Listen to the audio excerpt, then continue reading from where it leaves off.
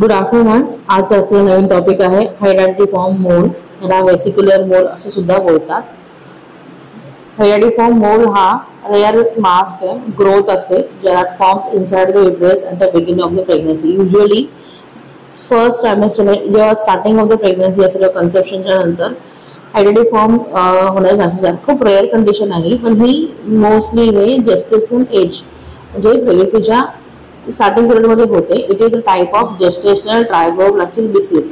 हे जेस्टेशनल म्हणजे gestational trophoblastic डिसीजचा एक भाग आहे. याच्यामध्ये युजली काय होतं की वेसिक्युलर मोल्ड जे असतात हे due to the cystic degenerative changes जे प्रेग्नन्सीच्या इनिशियल मध्ये जे सिस्टिक चेंजेस होत असतात त्याच्यामध्ये जर सिस्टिक डिजेनरेटिव्ह चेंजेस झाले इन कोरियोनिक विलाय त्याच्यामध्ये काय होतं might be resulting the death of fetus or conversion of chronic villi into the larger number of vesicles. These assembled hydatid cysts hence known as a mole. मतलब like cyst form होता ज्याच्यामुळे याला आपण मोल बोलू शकतो. It is best regarded as a benign mesoplasm and a chronic with the malignant potential. Maybe याला cancerous form आहे हा डिजीजचा.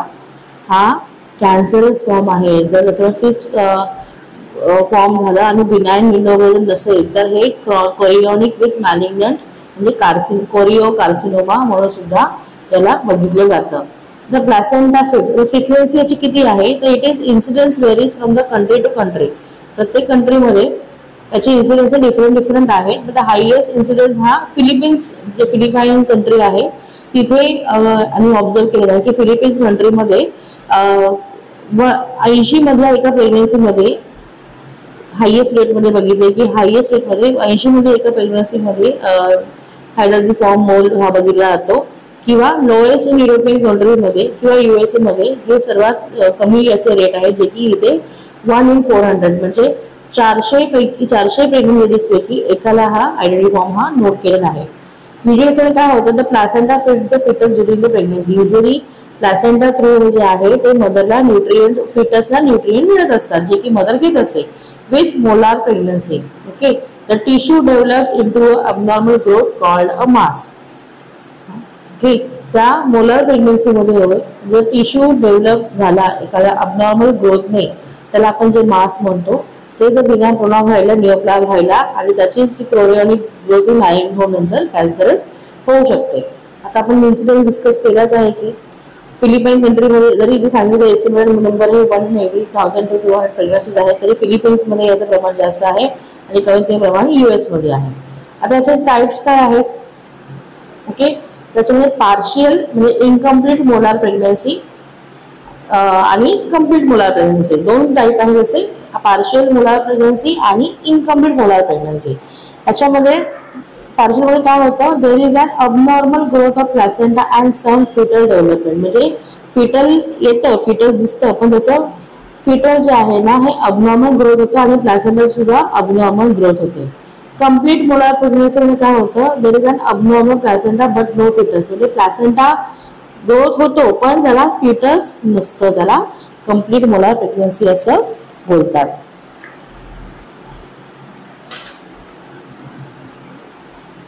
याची कॉजेस काय असू शकतात कारण काय आहेत hydatidiform mould result from over production of the tissue in that it suppose to develop into the placenta.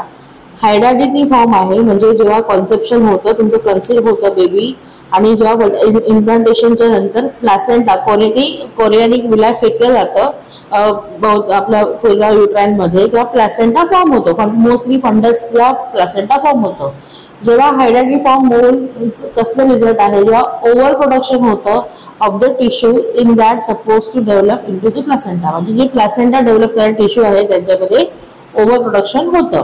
Woman older than 35 years ज्या महिलेचं वय हे 35 पेक्षा जास्त आहे at twice the risk has those over age of 40 to 45 and more than आहे म्हणजे ज्याचं वय हे 35 जास्त आहे त्यांना रिस्क ही डबल होते. पण सोबत ज्याचं वय हे 40च्या आसपास आहे त्यांची रिस्क ही अजून जास्त वाढते टू डेव्हलप हायडॅटिफॉर्म मोल्ड किंवा vesicular mould. Maternal age under 16 also likely risk म्हणजे मदरचं वय वर्ष 16 पेक्षा जरी कमी असेल तरी सुद्धा मदरला हे वेसिक्युलर मोल्ड होण्याची शक्यता खूप जास्त असते. मोस्टली प्रॉब्लेम्स ड्युरिंग फर्टिलायझेशनच्या वेळेस ह्याच्यामध्ये प्रॉब्लेम येतो. आणि diet low in protein, vitamin A, animal fat. म्हणजे जर मदरने डेफिशियन्सी डाएट घेतलं, प्रोटीन घेतलेलं नाहीये किंवा इन्सफिशियंट अमाऊंट घेतलं, विटॅमिन ए किंवा ॲनिमल फॅट घेतलं असेल तरी याचा रिझल्ट हा ॲलर्जी फॉर्म मध्ये होऊ शकतो. सिम्पटम्स काय, आता कसं ओळखायचं? abnormal growth of uterus, that is excessive growth in less than 50% of cases. Most of the cases मध्ये, more than 50% cases मध्ये काय होतं, abnormal growth of uterus बघितली जाते, excessive growth आहे त्याची of cases, and smaller than expected growth is 1/3 case. म्हणजे gestational age, प्लॅसेंटाचे जे एज आहे ते मोस्ट ऑफ द केसेस मध्ये 50% जास्त वाढलेलं असतं अकॉर्डिंग टू एज, आणि काही केसेसमध्ये 1/3 केसेसमध्ये ते कमी प्रमाणात वाढलेलं असतं, म्हणजे कमी होते, ग्रोथ कमी होते. नोशिया होतं, मळमळणार, साहजिक असेल, व्हॉमिटिंग होणार, severe enough to require a hospital stay. म्हणजे खूप प्रमाणात नोशिया व्हॉमिटिंग असल्या कारणामुळे काळात हॉस्पिटलायझेशन पण करू शकतं. वजायनल ब्लिडिंग होऊ शकतं ड्युरिंग फर्स्ट 3 months मध्ये, पहिल्या 3 महिन्यात प्रेग्नन्सीच्या वजायनल ब्लिडिंग होऊ शकतं. आणि passing the grape like vesicles like through the vagina first 3 months of pregnancy. म्हणजे अक्षरशः आपल्या द्राक्षासारखे जे मोल आहेत, द्राक्ष कसं आपण द्राक्ष जे फळ आहे आपलं, त्या तेवढ्या आकाराचे मोल्स हे आपल्या थ्रू, म्हणजे प्रेग्नेंट लेडीच्या वजायना थ्रू पास होत असतात. वजायना थ्रूच्या थ्रू ते व्हेइकल्स पास होत असतात. हे तुमचं सिम्पटम आहे की मदरला, प्रेग्नेंट लेडीला हायड्राटिल फॉर्म मोल फॉर्म झालेलं आहे. Symptoms of hyperthyroidism. मदरला हायपरथायरॉइडिझम होऊ शकतं. हीट इनटॉलरन्स आहे, तिला उष्णता सहन होणार नाही. लूज स्टूल होणार, म्हणजे जुलाब होणार. रॅपिड हार्ट रेट वाढणार. रेस्टलेसनेस वाढेल, ती अजिबात स्थिर नसणार आहे, रेस्टलेसनेस वाढेल. नर्वसनेस वाढेल. स्किन वॉर्मर, अंग गरम लागणार. आणि मोर मॉइस्ट, म्हणजे युजली ओलावा जास्त येईल, म्हणजे नरम स्किन जी आहे ती ओली राहणार, सारखा घाम येणार असं. ट्रेमलिंग हँड्स, हात थरथरणार. आणि अनएक्सप्लेन वेट लॉस होऊ शकतं आणि त्याला कारणही देऊ शकत नाही आपण. Symptoms similar to preeclampsia. Okay, preeclampsia आपण बघितलंय आणि आपण सिम्पटम पाहिले की कसं असतं की जिथं ब्लड प्रेशर हे जास्त असतं. आपण 2 रीडिंग घेतो, त्यामध्ये 140/100 ml पेक्षा जास्त जर बीपी असेल किंवा 160 पर्यंत असेल आणि असे 2 रीडिंग कंटिन्यू सेम होत असतील तर तुम्हाला हा प्री-एक्लेम्पशिया म्हणून आपण सांगतो. किंवा प्रोटीन लेवल जी मध्ये वाढत प्रथमचा. फटीग आहे, फटीगचा अर्थ तो थकवा, शॉर्टनेस ऑफ ब्रीदिंग, म्हणजे उथळ श्वास घेता, कफिंग, खोकला असतो, आणि ॲब्डोमेनल स्वेलिंग, इव्हन तुमच्या पोटाला ही स्वेलिंग सुद्धा येऊ शकते. फिजिकल एक्झामिनेशन, आता आपण एक्झामिन करतोय पेशंट, सांगते तर कसं करतात, युजली अनयुज्युअल लार्ज युटर आहे. तुम्हाला 50% केसेसमध्ये गर्भाशयाची साईज जी आहे ती वाढलेली दिसते, आणि किंवा गर्भाशयाची साईज तुमची कमी असते. म्हणजे 33% मध्ये तुम्हाला काय होतं, साईज ही कमी असते. आणि मोर दॅन 50% साईज काय असते, तुमच्या जेस्टेशनल एज पेक्षा जास्त असते. जर तुमचं 4 weeks ऑफ प्रेग्नन्सी असेल तर तुम्हाला ती कुठेतरी 8-9 weeks पर्यंत जाईल, किंवा 8-9 weeks तुमची प्रेग्नन्सी आहे, तुम्हाला कुठे काहीतरी ग्रोथ नाहीये तर ती 4 weeks पण दिसेल, म्हणजे पोट दिसत नाही, युट्राइन एज दिसत नाही. नो फिटल हार्ट साऊंड, तुम्हाला बच्चूचे हार्ट राऊंड तसं पण 28 weeks मध्ये येतात. हार्ट साऊंड तुम्ही इव्हन सोनोग्राफी जरी केली तरी समजत नाही. नो क्विकनिंग, फिटल मुवमेंट, जे क्विकनिंग म्हणतो की जेव्हा बच्चे लात मारतात किंवा मुवमेंट करतात, जेव्हा फिलिंग असं क्विकनिंगचं ते मदरला येत नाही. हे तुमचं फिजिकल एक्झामिनेशन मध्ये तुम्ही ठरवू शकता.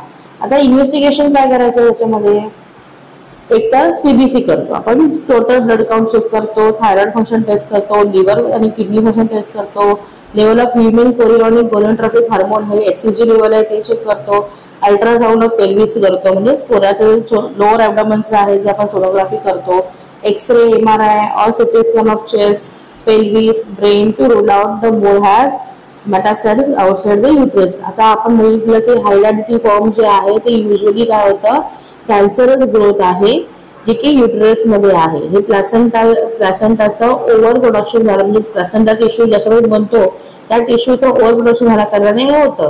आता आपल्याला जर समजते की येथे युटरस मध्ये कॅन्सरस ग्रोथ झाली आहे, हायड्रोजी फॉर्म झालेला आहे, तर आपल्याला दुसऱ्या कुठल्या ऑर्गनला सुद्धा कॅन्सरची ग्रोथ आहे का, किंवा एखाद्या सिस्टम वाईज म्हणजे एक पेक्षा जास्त सिस्टम ही इन्व्हॉल्व असते कॅन्सरमध्ये, त्याला म्हणतात मेटासिटिक, म्हणजे तो पसरलेला कॅन्सर आहे, तो पूर्ण बॉडीमध्ये कुठे ना कुठेतरी पसरलेला आहे. मग अशा गोष्टी फाइंड आउट करण्यासाठी आपल्याला काही सर्टन टेस्ट करावे लागतात, जसं की एक्सरे करतो, सिटी स्कॅन करतो, MRI करतो, किंवा पेट स्कॅन म्हणून नावाची एक टेस्ट असते ती करतो. त्यावेळेस आपल्याला पूर्ण बॉडी अनालाइज होते. आणि आता सपोज एखाद्या युटरस कॅन्सर झालाय किंवा ऑर्डर फॉर्म जर कन्फर्म झालाय, तर इतर कुठे तर तिच्या बॉडीला तो स्प्रेड झाला नाहीये ना, म्हणजे गर्भाशयाच्या बाहेर कुठे गेला नाहीये ना, लिव्हर मध्ये म्हणा, लंग्स मध्ये म्हणा, किंवा हातापायाला कुठे, किंवा मस्क्युलर मध्ये, या गोष्टी रिगार्ड करण्यासाठी तुम्हाला हे डेव्हलप इन्व्हेस्टिगेशन करणं खूप जास्त गरजेचं आहे. आता ती कॉम्प्लिकेशन्स काय होऊ शकतात हायड्रोजी फॉर्म मोलचे, तर anaemia from chronic blood loss, कारण त्याला ब्लड लॉस होते ना. बेसिकल मोल जे आहे ते द्राक्षासारखे जे मोल आहे ते वजाना थ्रू पास होत आहेत, आणि त्यांचा ब्लड लॉस होतो ना. आता एवढा ब्लड लॉस झाला की काय होतं, तुमचा अॅनिमिया हे होऊ शकतो. ओके. टॉक्झेमिया ऑफ प्रेग्नन्सी टॉक्झिक होते. ओके. हायपरथायरॉइडिझम म्हणजे एलिव्हेशन होतं मायक्रो हार्मोन्सचं. नंतर हार्ट फेल होण्याची शक्यता असते. जे कॉम्प्लिकेशन आहेत हे हायड्रोजी फॉर्म मोलचे किंवा वेसिक्युलर मोलचे.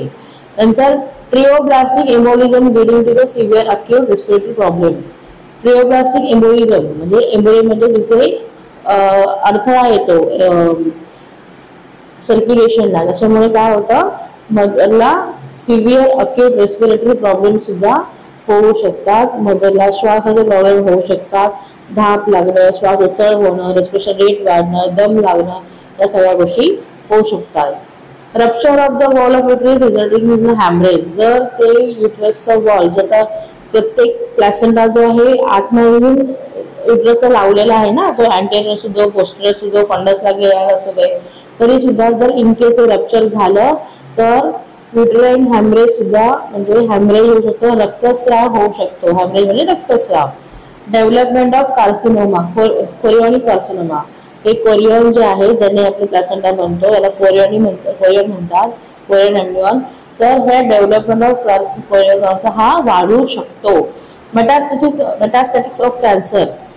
आता मी मला बोललो ना की आपल्याला इन्व्हेस्टिगेशन करावं लागतं, एक्सरे म्हणा, सिटी स्कॅन म्हणा, MRI म्हणा, पेट स्कॅन म्हणा, की बाबा कॅन्सर पसरला नाही ना, तर मेटास्टॅटिक्स म्हणजे पसरलेला कॅन्सर टू लंग्स, बेबी लंग्सकडे गेला आहे, जिथे म्हणजे रेस्पिरेटरी सिस्टीम आहे, किंवा लोअर जेनेटल ट्रॅक आहे, म्हणजे खाली सर्व्हिक्सकडे गेला आहे का, कुठे युटरसला गेला आहे, युटरसच्या बाहेर सर्व्हिक्सकडे गेला आहे का, किंवा ब्रेन मध्ये गेला आहे का, लिव्हरला गेला आहे का, जे मोठे फंक्शन जे ऑर्गन आहेत, किडनीला आहे का, किंवा GI ट्रॅकला गेलेला आहे का, गॅस्ट्रोइन्टेस्टाइनल ट्रॅकला गेला आहे का, किंवा blood stream or lymph cells किंवा ब्लड स्ट्रीम मध्ये, किंवा ब्लड कॅन्सर झाले का, या सगळ्या गोष्टी आपल्याला बघणं गरजेचं आहे. हे सगळ्याचे कॉम्प्लिकेशन्स आहेत. आता ट्रीटमेंट काय करायची याच्यावरती, तर सम हायड्रोजी फॉर्म मोल हा डिसअपियर्स कॉन्टिन्युअसली. काही जे हायड्रोजी फॉर्म आहे ते स्वतःवर डिसअपियर होतात. Dilatation and curettage. नाही तर तुम्हाला काय होतं, DNC प्रोसेस करावं लागते मदरला. DNC म्हणजे डायलेटेशन अँड क्युरेटस, म्हणजे मदरला लिथोटॉमी पोझिशन मध्ये, प्रेफर पोझिशन मध्ये, म्हणजे तुमची डिलिव्हरी जी पोझिशन असते, नॉर्मल डिलिव्हरी पोझिशन, त्याला म्हणतात लिथोटॉमी पोझिशन. ओके. त्या पोझिशन नंतर मदरच्या वजाना थ्रू डायलेटर्स टाकून मग ते जे काही एंडोमेट्रियमचे फंडस वगैरे आहे ते क्युरेट केलं जातं. एंडोमेट्रियमचा जो भाग आहे तो क्युरेट केला जातो, त्याला बोलतात डायलेटेशन अँड क्युरेटस. हिस्टेरेक्टॉमी म्हणजे हिस्टेरेक्टॉमी जर होतं तिथे एक्टॉमी दिले म्हणजे रिमूव्ह करणं. हिस्टेरे म्हणजे गर्भाशय, ते गर्भाशय हे पूर्णपणे काढून टाकलं जातं. ॲब्डोमिनल हिस्टेरेक्टॉमी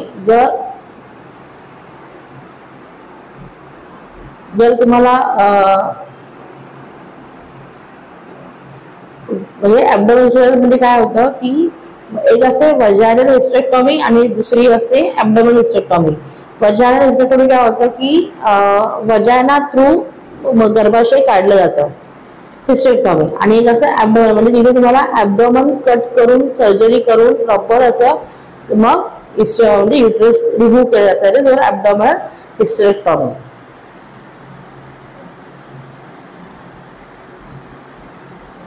ब्लड ट्रान्सफ्युजन द्यावं लागतं आपल्याला in case of severe anaemia, कारण क्रॉनिक ब्लड लॉस आहे, ॲनेमिया असू शकणार. त्यामुळे तुम्हाला रक्ताचं ब्लड फ्लो मेंटेन करण्यासाठी तुम्हाला ब्लड ट्रान्सफ्युजनची गरज लागू शकते. Chemotherapy and radiation for more aggressive moles and that have become malignant. Chemotherapy किंवा रेडिएशन थेरपी तुम्हाला चालू करावी लागेल कदाचित जर जास्त प्रमाणात तुमचे मोल्स आहेत किंवा ते मॅलिग्नंट बनलेले आहेत. For those woman who HCG level does not return to normal level after the evacuation. याचा अर्थ काय होतो, जेव्हा तुम्ही प्रेग्नेंट असताना त्यावेळी तुमचं ह्युमन गोनाडोट्रोपिक हार्मोन जे आहे ना ते वाढलेलं असतं. मग आता जेव्हा तुम्ही DNC करता किंवा ॲक्टोमी करता किंवा ते क्युरेट करता फेटस वगैरे किंवा काढता तर तुमचं हार्मोनचं प्रमाण पण आपसूक कमी व्हायला पाहिजे. जर ते प्रमाण कमी नाही झालं आणि सेमच राहिलं एलिव्हेटेडच राहिलं जास्तच असेल मग त्यावेळेस तुम्हाला ते कॅन्सरस ट्रीट करण्यासाठी तुम्हाला किमोथेरपीची गरज लागू शकते और रेडिएशन थेरपीची गरज लागू शकते. नर्सिंग मॅनेजमेंट याच्यामध्ये काय आहे तर नर्सिंग मॅनेजमेंटमध्ये बघायचं आपल्याला reassure the patient and give psychological support to the patient. पेशंटला नर्सिंग मध्ये डायग्नोसिस शिकलो की नर्सिंग मध्ये पेशंटचा सपोर्ट म्हणजे सायकोलॉजिकल सपोर्ट हा खूप इम्पॉर्टंट आहे टू गेट द पेशंटला ट्रीटमेंट करण्यासाठी. म्हणजे 50% आजाराचा हा सायकोलॉजिकल सपोर्टने बरा होतो असं म्हणतात. त्यामुळे assure the patient and give the psychological support to the patient. Provide good environment free from external stimuli to ensure proper rest and sleep. पेशंटला गुड एन्व्हायरमेंट द्यायचं आहे, चांगलं एन्व्हायरमेंट द्यायचं आहे, फ्री फ्रॉम एक्सटर्नल स्टिम्युलाई, जेणे बाहेरचं त्याला कुठलाही स्ट्रेस मिळणार नाही, जेणेकरून त्याला प्रॉपर रेस्ट आणि झोप आराम आणि झोप मिळेल. Encourage to take the nutrition diet rich in protein vitamin A आणि ॲनिमल फॅट. मदरला एनकरेज करायचं आहे दॅट शी शुड टेक, त्यांनी डाएट घेतलं पाहिजे जे प्रोटीन रिच आहे, विटामिन ए आहे आणि ॲनिमल फॅट सुद्धा त्याला मिळेल या असं त्याला डाएट घेणं गरजेचं आहे. Administer the oxygen therapy to relieve breathlessness. जर मदरला ब्रेथलेसनेस होत असेल तर तुम्हाला सप्लिमेंटरी ऑक्सिजन सपोर्ट देणं गरजेचं आहे जेणेकरून मदरला ब्रेथलेसनेस फील होणार नाही आणि ती रेस्ट करेल.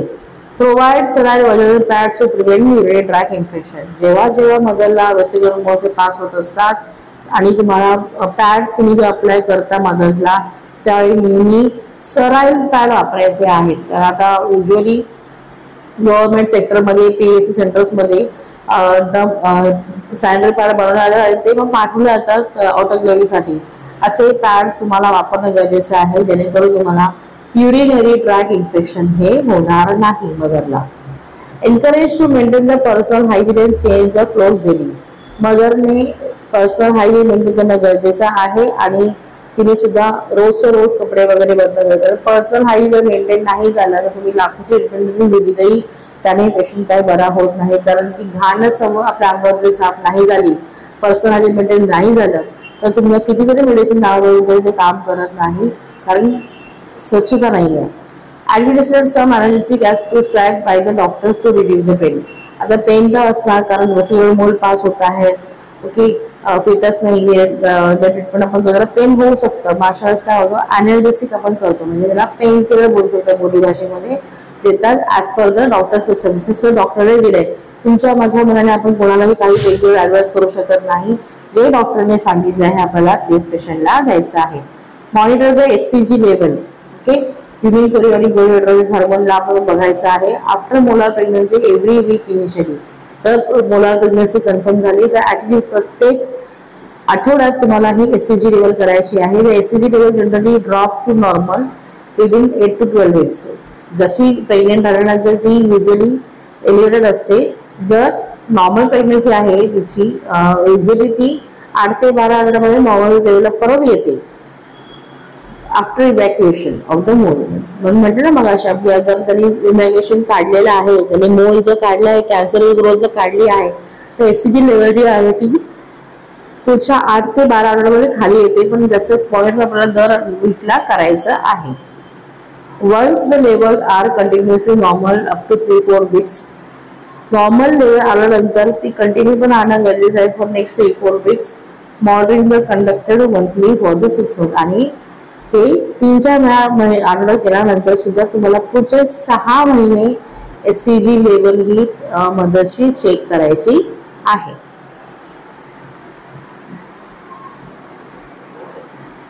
Advise the patient for effective contraception and not to conceive during the period of the follow-up as a mole can occur. तुम्ही मदरला कॉन्ट्रासेप्टिव्ह मेजर्स यूज करण्यासाठी सांगू शकता, हेल्थ देऊ शकता. आणि नॉट टू कन्सीव्ह, पुन्हा त्याला लवकरच कन्सीव्ह होऊ नये यासाठी ती दिली असते, कारण पुन्हा त्यांना वेस्टिक्युलर मोल होण्याची शक्यता जास्त असते. Educate the mother for ultrasonography for future pregnancies after getting treatment of the disease, as after first hereditary mole with a risk of recurrence up to is 1:2 to 1:4. मदरला जर इन फ्युचर प्रेग्नन्सी राहिली तर ultrasonography करण्याचे तिला guidance द्यावं, जेणेकरून काय होतं after getting treatment for disease after, म्हणजे पहिला पुन्हा जर मदरला प्रेग्नन्सी राहिली, आता आपण फर्स्ट प्रेग्नेंट आहे, हेरिडिटरी मोल फॉर्म झालाय, आपण त्याला इव्हॅक्युएट केलं, मेडिसिन दिलं, ट्रीटमेंट झाली, एससीजी लेवल आपण चेक केलं, नॉर्मलला आलं, पण लगेच दुसऱ्या प्रेग्नन्सीची घाई नाही करायची. त्यामुळे आपण थोडा वेळ देणं गरजेचं आहे बॉडीला सेटल होण्यासाठी. त्यावेळेस ड्युरिंग फिजिकल कॉन्टॅक्ट मदर म्हणजे कपलने कॉन्ट्रासेप्टिव्ह मेजर्सचा यूज करणं गरजेचं आहे. त्यांना जे सुटेबल असेल, तुम्ही कॉन्डॉम वापरा, तुम्ही कॉन्ट्रासेप्टिव्ह पिल्स वापरा, जे काही त्यांना योग्य असेल ते तुम्ही वापरू शकता. पण जर in case mother in future pregnant राहिली तर तिला सोनोग्राफी करणं, वारंवार करणे गरजेचं आहे, जेणेकरून तिला, कारण रिस्क जास्त आहे. एकदा हेरिडिटरी फॉर्म होऊन गेल्यानंतर सेकंड टाइम प्रेग्नन्सीला सुद्धा याची रिस्क ही डबलने वाढते. सो म्हणून प्रेग्नन्सीला झाल्यानंतर रिस्क जी आहे ती 20% कारण वाढल्या कारणाने सेकंड प्रेग्नन्सी नंतर त्यांना अल्ट्रासोनोग्राफी सारखं करणं, त्याने त्यांच्या अल्ट्रा इव्हॅल्युएशन करणं हे गरजेचं आहे. आता प्रोग्नोसिस काय आहे, असं जी बोलत ना आपण, याचं आउटपुट काय, कन्क्लुजन काय, प्रोग्नोसिस काय, कसं किती मदत सुधारू शकते. तर prognosis for treated individual is excellent. Usually hereditary form मोल ह्याचा प्रोग्नोसिस हा चांगला आहे. Mortality is almost 0 with early diagnosis and treatment. जर तुम्ही हे हेरिडिटरी फॉर्म मोल लवकरात लवकर डायग्नोज केलं तर मॉर्टॅलिटी म्हणजे मरणाचा दर जो आहे, जे चान्सेस आहेत, रिस्क जी आहे ते खूप कमी आहे, लवकरात लवकर जर तुम्ही फाइंड आउट केलं तर. आफ्टर डीएनसी जेव्हा आपण डायलेटेशन क्युरेट करतो त्यानंतर काय होतं, or complete and 99% information will get cured. Usually काय होतं, डीएनसी प्रोसिजर नंतर 99% म्हणजे 84% जे आहे ते हेरिडिटरी फॉर्म मोल जे हे कव्हर झालेले आहेत. आणि इव्हन पार्शल हेरिडिटरी फॉर्म जर असेल, जिथे फिटसचा अर्धा पार्ट आहे आणि प्लासेंटा अर्धा पार्ट आहे, त्यावेळी सुद्धा 99.5% जे आहे त्यांनी रिकव्हरी चान्सेस दिलेले आहेत. मोल्स हा क्युअर हेरिडिटरी सांगितलेला आहे. After hysterectomy 3 to 5% become malignant. Hysterectomy केल्यानंतर 3 ते 5% हे कॅन्सरस ग्रोथ दाखवतं. After evacuation 15-20% of complete moles and 2-3% partial portion. Okay, जर हिस्टेरेक्टॉमी केली असेल तर त्याचे चान्सेस आहे मॅलिग्नन्सीचे 3 to 5%. आफ्टर इव्हॅक्युएशनचे चान्सेस आहेत 15 ते 20%.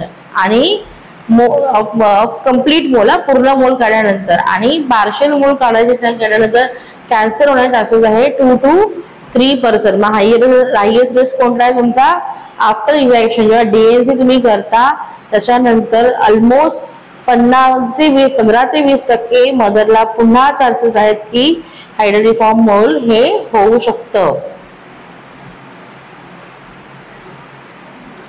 थँक्यू.